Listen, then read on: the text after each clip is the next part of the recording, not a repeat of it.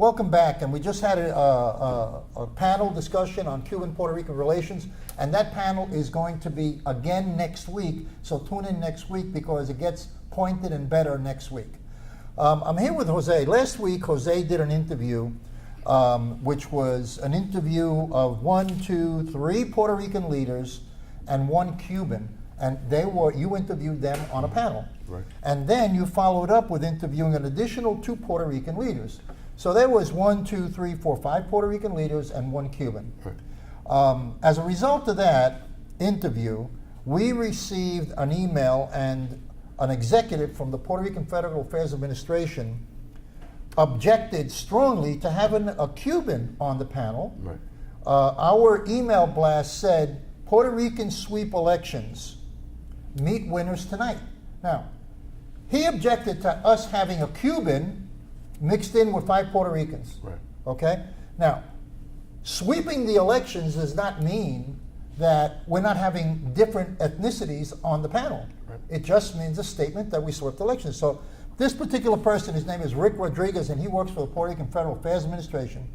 He put on his Facebook page that this program should be boycotted, okay, because we had this guy on the program, a Cuban guy on the program. And he said, boycott this bullshit program, okay? Now, to me, this guy should be fired, because if you have a private point of view, you don't put that on a Facebook page, and you don't express anti-Cuban sentiment on a Facebook page.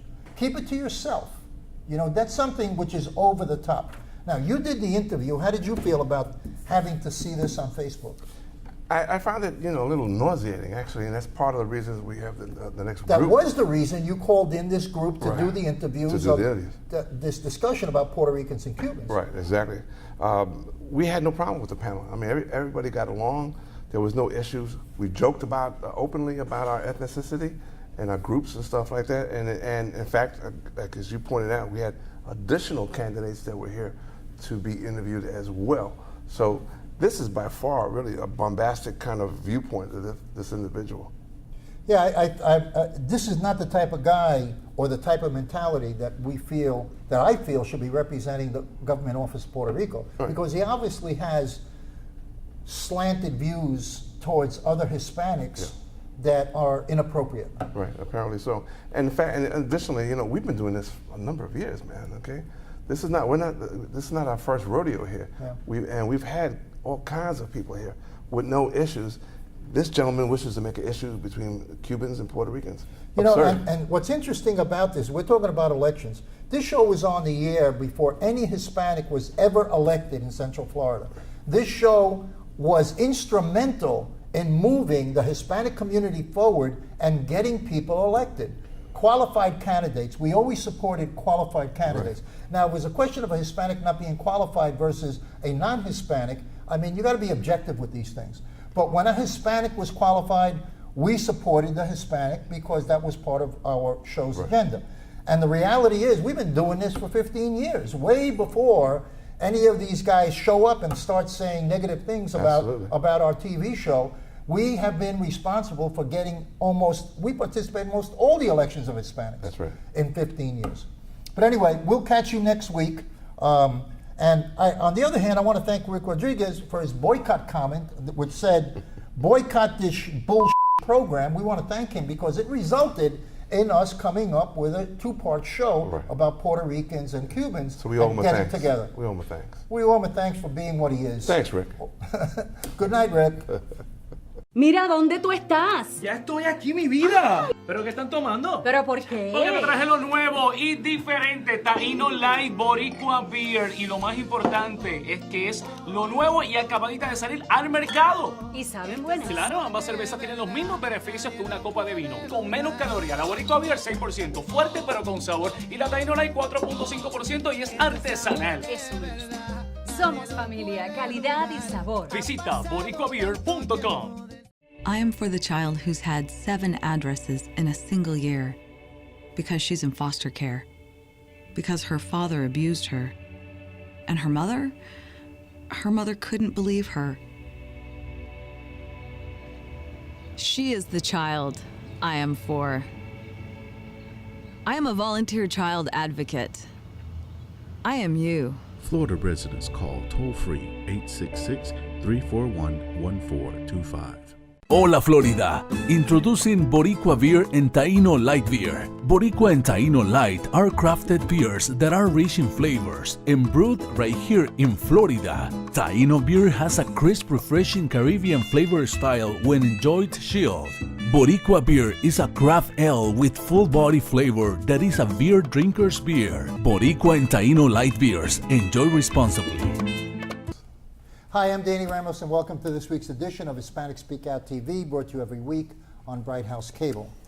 Tonight, we'll be talking about a little bit about the debate and the different views of our hosts on the debate from their perspective. We'll also be discussing Cuban-Puerto Rican relations in Central Florida, and we are going to close with a controversial statement made by a PRAFA, Puerto Rican Federal Affairs Administration executive, who put it on Facebook. So let's start off. Gentlemen, can you introduce yourself? Bill Garlington. Hussein Jaffer. Jose Miranda from Hispanic Speak Out TV. Okay, so the way we're going to start this is Bill is a conservative. He's a Republican conservative. Bill, you got 2 minutes. What were the highlights and what do you think about the debate? Well, first of all, I felt that the debate was a tie. Donald Trump came in with low expectations. He's not a professional politician.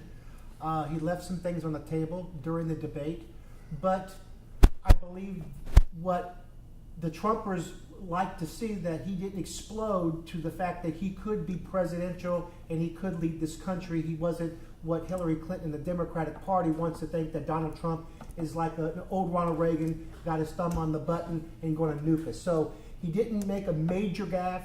Again, he's got 2 more debates. It wasn't his best performance. Hillary Clinton, on the other hand, I felt was scripted.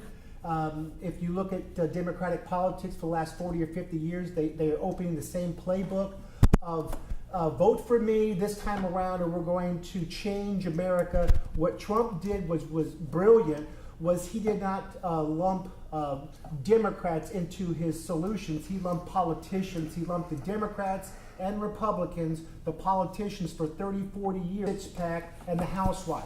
And I believe if he stays on that point, in other words, in the next 2 debates, if he just answers the question, doesn't get into the weeds for 30 seconds, pivots to the American people, and continues on that track of, I am going to help you, because for the last 30 or 40 years, the Democratic Party has let you down. And for example, he's going to give you school choice so that the inner cities could have a choice as opposed to public school through the NEA. He's going to build a wall, at least to try to put something around America so that we don't have this influx of illegal immigration. Again, he's not against immigration, he's against illegal immigration. Number 3, he's going to tell people that we are going to fight ISIS on their terms. So I think if he just stays on point the next 2 debates and not get in the weeds, he's going to be okay. Okay, we're going to go to our next host, which is his background. He's a Muslim. My name is Hussein. I'm a Shiite Muslim, born and raised in the States, but also a conservative. So I wouldn't say a black sheep, but a little bit against the grain. That all being said, about the debate, I don't think it swayed me personally one way or another. And I don't know if I could say I'm a representative of the whole community, but when I look at the performance of the debate, I think Hillary is a practiced politician for a long time, so she obviously hit the nail on the head against Donald Trump in most topics when it came to how she spoke, how she presented herself. Donald was the Donald. He was upset when he wanted to show he was upset, and he did his sighs and he made the faces. But I think for that first half an hour, he did a great job. I think he really pointed out some things in regards to the tax return and the emails point that really made people in the crowd applause or have a breath of fresh air almost. In regards to the overall performance, though, I think Trump needs to do a little bit better if he wants to win this debate. In regards to specifically for the Muslim community, he's made comments in the past where I was here 9 months ago and said he sounded ignorant, along with Ben Carson. I don't think even though he made the comments about Muslims at his golf club down south, I don't think he really helped quell any of their fears, saying that, hey, look, you're going to help this community or you're going to be open to all of them. And I think he had to kind of do that with some of the minorities. So overall, you know, it was scattered to me. I think he needs to hit the nail on the head, though, with Hillary, that she's a criminal, that she deleted 33,000 emails, and he did a great job saying it was intentional, and we had a heated conversation about this earlier, that bottom line, I think Hillary's a criminal. I think she, you know, her team is the one that is taking the fall for her, but performance-wise, you know, she did a great job, and Trump really needs to do a better job next time. Okay, Jose, your turn. I think overall, if you believe in Trump, you went away believing in Trump. If you believed in Hillary, you went away believing in Hillary. I think the remarks, he had some points with TPP, which is Trans-Pacific issues on the economy, on trade issues, I'm sorry. But after that, he just totally fell down. He had issues with the birther movement. This is what brought him to power. This is what he continued to speak, even as late as this past January. He also had issue with job development. He didn't say how he was specific on jobs, how to create jobs. And for that matter, neither one of them really spoke to that. The tax cuts for the rich, it's been noted that the cuts that he wants to propose will increase the budget by $10 to $16 trillion over time.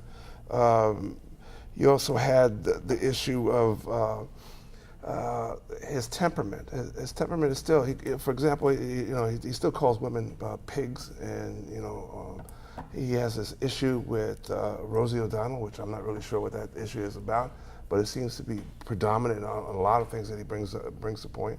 I think he's shown that he's still he's an entertainer in what he is, and Hillary on the other side looked poised and calm, and she handled herself the way you would expect someone with 25 years of being in government. But to her credit, she has always been, for children, for family, and she has done that time and time again. And the track record speaks for herself in terms of that. As she has said, she has been part of treaties and part of the positive issues. So I think Trump has a lot of work to do, and we'll see what happens next time. Okay, my turn. I really think that Trump had an opportunity lost here. The reality is that he didn't meet my expectations of what he could have done in this debate. And a perfect example is that we're talking about cybersecurity. Cybersecurity is emails, okay? And here, Hillary Clinton had a server which was unprotected in a closet in her house that she was transmitting tens of thousands of emails of State Department business, and he missed the opportunity of pointing that out. Totally missed the opportunity, because cybersecurity, that's it. Secretary of State with an email server in the closet, He missed that whole thing. He fell down on the Obama birth certificate situation. I think he was very weak in handling that. But I also think that question was something that the MC who was handling it set him up with. Agreed. Because when we do an interview, we want to ask the same questions to the same people so people can compare responses. There was no way that Hillary was going to respond to a birth certificate. So in that particular instance, it was a setup. I also think that the MC gave Hillary more time, because I clocked it, and interrupted Trump more and did not interrupt Hillary at all. So there was a bit of bias on the MC's part of that situation. Trump also lost the whole ball on the Middle East, okay? When they were talking about security in the Middle East, he never mentioned the situation of the fall of Egypt, okay? That never came up with the, and he never talked about the fall of Libya and the causes of the fall of Libya, which was all part of the Arab Spring. And that was all orchestrated by the State Department. So there was massive amounts of dead people in the Middle East, hundreds, millions of dead people because of that. So I think he missed the whole thing there. Okay, we're going to now go to the next segment of our show, which Jose Miranda is going to be talking to Dr. Luis Fernandez, and they're going to be talking about Cuban-Puerto Rican relations with also Tony Suarez, who is a known lawyer here in Central Florida. We'll see you in a minute. Mira, ¿dónde tú estás? Ya estoy aquí, mi vida. ¿Pero qué están tomando? ¿Pero por qué? Porque me traje lo nuevo y diferente, Taíno Light Boricua Beer. Y lo más importante es que es lo nuevo y acabadita de salir al mercado. ¿Y saben buenas? Claro, ambas cervezas tienen los mismos beneficios que una copa de vino. Con menos calorías, la Boricua Beer 6%, fuerte pero con sabor. Y la Taíno Light 4.5% y es artesanal. Eso me gusta. Somos familia, calidad y sabor. Visita boricuabeer.com. Hi, I'm Jose Miranda. This is Hispanic Speak on TV, brought to you each week on Bright House Channel 49. We have two additional programs, of course. One is EDU TV with Greg Perkins, and we're followed by Latina role models. So take a look at our shows. Remember, we have less than 40 days to election time. Make sure you get out and vote. Regardless of who you vote for, your vote is important. Don't throw it away. Make it count. I'm being joined tonight by two gentlemen that, well, first of all, I have Mr. Suarez to my right, Dr. Fernandez to my extreme right. I'm going to take about 5 minutes to introduce Mr. Suarez because he wants me to make sure that you know that he is a current professor of law in Barry University School of Law, currently president of the Puerto Rican Bar Association of Florida, former captain, U.S. Military Intelligence Corporation, Corp, admitted to 17 different federal judicial jurisdictions around the nation, trial attorney of high-profile criminal cases, election law professor at Barry University, radio talk show host, I Need to Know Radio, former chairperson, Democratic Executive Committee, Seminole County, Florida, appointed by Governor Bush to panel and affordable health care, appointed by Governor Childs and Governor Bush to Judicial Nominating Commission, 18th Judicial District, and he does windows. At my far right, I have Professor Luis Fernandez of UCF, a history of Latino studies. Gentlemen, welcome. I appreciate you guys coming and taking a moment to hang out with me. Much appreciated. I'm going to give you a scenario that I found interesting recently, where a town here in the state of Florida, where you have two candidates running for an office. It could be office A or B or just an office. One happens to be a Puerto Rican and one happens to be Cuban. And as a result of that particular combination, a lot of unrest seems to be coming from one of the towns here. But it begged a question of this deep-rooted, deep-rooted upsetting aspect about Puerto Ricans and Cubans. And I wanted to know how it started and why it's still, in 2016, we're still horsing around with something that happened maybe 100 years ago.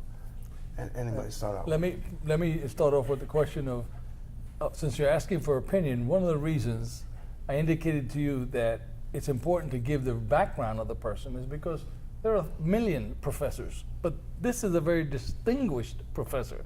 So when you ask for his opinion, and people know what he's done, then that opinion is of greater value than just anybody who teaches physics, right?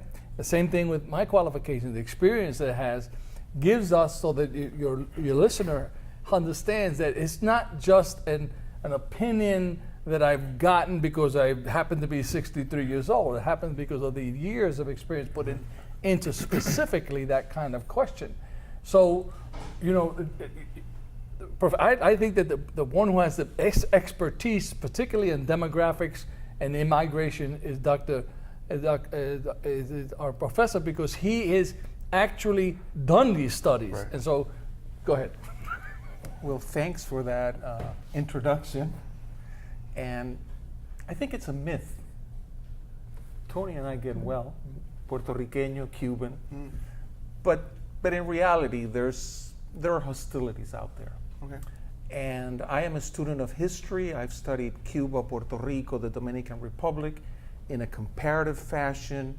These are three societies that are neighbors, yet they have had very different histories.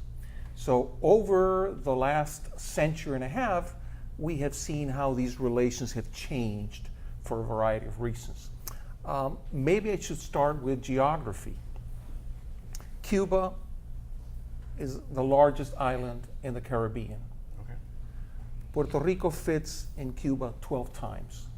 So there's that issue. The other issue is the location of Havana in particular, which made it the most important port in the New World at one point, because Havana is at the intersection of the Caribbean, the Gulf of Mexico, and the Atlantic. So every vessel that was going to Europe with silver from Mexico, for example, had to stop in Cuba, and that created a different type of society. Now, the other factor is the factor that slavery was very widespread in Cuba. There were times when slaves constituted over half of the population. Now, real quick, what type of slavery are we talking about? Black slavery, Okay. yes. After an initial era of natives being enslaved. So at the The peak, Spanish managed to wipe out both the Indians in Cuba and Puerto Rico. So. at the peak, Puerto Rico's slave population only constituted 12%. So those are important differences. Now, we move to the 19th century, and what we see happening in the 19th century is that there are 3 wars of independence that happen in Cuba. It's hard to even convey this because it's hard to believe that Cuba had concentration camps where 300,000 Cubans died. I mean, this is a country with a population of less than 2 million individuals. Now, Puerto Rico did not have a war of independence, but many Puerto Ricans fought in the Cuban wars of independence. And there was a mutual understanding. Well, in Cuba, the fighting has begun, and therefore Puerto Rico is not in as good a position to kick Spain out of the island, so hundreds of Puerto Ricans fought. Now, there's another big difference, and that is that Cuba becomes independent in 1902, and Puerto Rico remains a colony of the United States. Now, during this period, both countries collaborated. Of course, the flag, the Puerto Rican flag, was designed after the Cuban flag, and it was designed by individuals in New York. Now, New York City, to be specific. New York City, right? And what happened was that they had good relations. Both countries admired each other. The change came with the Cuban Revolution. And the Cuban Revolution had a polarizing effect on not just Cubans, but many others throughout the Americas. And what we see happening is a very large influx of Puerto Ricans, of Cubans, I should say, to Puerto Rico beginning around 1959. Now, that began to create some tensions. Many of the Cubans that arrived gained important positions at the university, for example, in the area of business, in the area of advertising. And those kinds of things create tensions. I may add, I think this is important because at this point, this tension is translated to Puerto Rican politics. Because on the island, precisely because the island is still a colony, Puerto Rico was fighting hard for its self-identity. There are many people on the island who want Puerto Rico to be an independent nation, like Cuba, but we were controlled and occupied, literally, you could use the word, by the United States. So Puerto Ricans were looking for some sort of self-definition. They came up with the Commonwealth status as a way between independence and a statehood. And then that was but many of the Cubans came over understanding what had happened in a socialist state and what could happen to an independence, what happened in Cuba, were much registering into the statehood party of Puerto Rico, because they wanted to make sure that Puerto Rico was anchored to the United States, and this independence could not lead us to another Cuba revolution. As a result of the Cuban acting and participating in the new Progressive Party, the statehood party, that created some of that tension. Mira, vienen para acá, they come here, and now they want to make us part of a state as opposed to allowing ourselves to be independent. That's that cause. Yeah. But what about and we talked about that real quick, a little bit. We got about 4 minutes. Cubans vote. They vote a certain party, okay, and the Cubans in Miami vote a certain way, okay, and the Puerto Ricans are upset because they're getting a special treatment, and it goes on and on and on. So why in 2016 are we hashing something that took place frankly 90 years ago? I do not want to give the media attention to I think is a small problem and make it into like it was a big problem. I don't see the difference between Puerto Ricans and Cubans as being a big problem. They like black beans and we like red beans. That's okay. I can deal with that. Other than that, it's really now from a political point of view, as you just mentioned, surely, and I know the professor will agree with me, that the elites of Cuba left the island and came over here and established themselves, so they already had some knowledge. Now, even if they came with nothing, but the clothes on their back, what they had in here, was different than the migration to Puerto Rico, because in Puerto Rico, the rich people of Puerto Rico and the elite stayed in Puerto Rico, and what migrated out of Puerto Rico were the poor and the obreros and the ones who had to work in the factory. Totally different migration patterns and totally different understanding. So it's totally understandable. People who came from nothing and built themselves up, who became very anti-communist, and they find a home in the Republican Party because anti-communist in the Nixon era and all that stuff. That's natural. You see that natural progression. But now, today, as we're speaking, the Cuban population in South Florida is changing demographically. It's younger, and you're seeing it going more and migrating more to the Democratic Party. Yes, that's true. One of the things that I would like to point is that there's an expectation that all of these nations, Hispanic, Latino nations in the United States, that they think alike. But our political agendas are different. Right. For example, the Puerto Rican electorate, not that they're not sensitive to it, but they're not really that concerned about immigration and immigration reform. Mexicans and Puerto Ricans are not concerned about Cuba policy. Right. So there are different issues. And the other thing that I would like to add is that we see those tensions in this country, and it has to do with geography. Okay. The geographical component. Which groups came first, which ones dominate numerically. We know that there's a historic emigration of Puerto Ricans, particularly to the Northeast, then the Cubans in the 1960s to South Florida. Some of them settled here in Central Florida, but since the 1980s, Puerto Ricans dominate numerically. And it's sort of marking your territory. This is the territory of one group, and that's the territory of the other. All right. Thank you. I have to cut you off on that note, but we got to do this again because there's so much to talk about this, okay? I'm Jose Miranda, and this has been Hispanic Speak Out TV.